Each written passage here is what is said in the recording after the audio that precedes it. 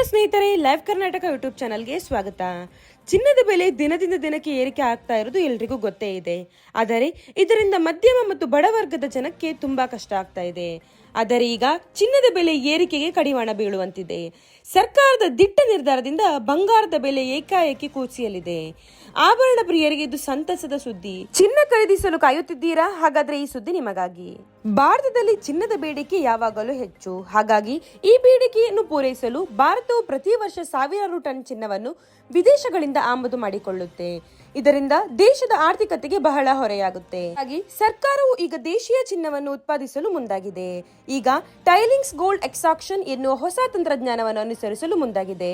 ಟೈಲಿಂಗ್ಸ್ ಅಂದರೆ ಹಳೆಯ ಗಣಿಗಳ ತ್ಯಾಜ್ಯ ರಾಶಿಗಳು. ಈ ಹಳೆಯ ಗಣಿಗಳ ತ್ಯಾಜ್ಯಗಳಲ್ಲಿ ಇನ್ನೂ ಚಿನ್ನ, ತಾಮ್ರ, ಸತು ಮುಂತಾದ ಲೋಹದ ಕಣಗಳು ಉಳಿದಿವೆ.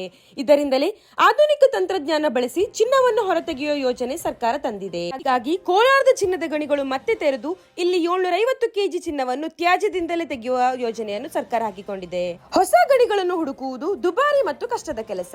ಆದರೆ ಹಳೆಯ ಗಣಿಯಲ್ಲಿರುವ ಈ ಟೈಲಿಂಗ್ಸ್ ಈಗ ಲಾಭದಾಯಕ ಸಂಪತ್ತು ಆಗಿದೆ. ಹಾಗಾದ್ರೆ ನಿಮ್ಗೆ ಈ ವಿಡಿಯೋ ಇಷ್ಟ ಆಯ್ತಾ? ಲೈಕ್, ಶೇರ್ ಹಾಗೂ ಸಬ್ಸ್ಕ್ರೈಬ್ ಮಾಡಿ. ಮತ್ತೆ ಮುಂದಿನ ವಿಡಿಯೋದಲ್ಲಿ ಸಿಗೋಣ. ಅಲ್ಲಿವರೆಗೂ ಧನ್ಯವಾದಗಳು.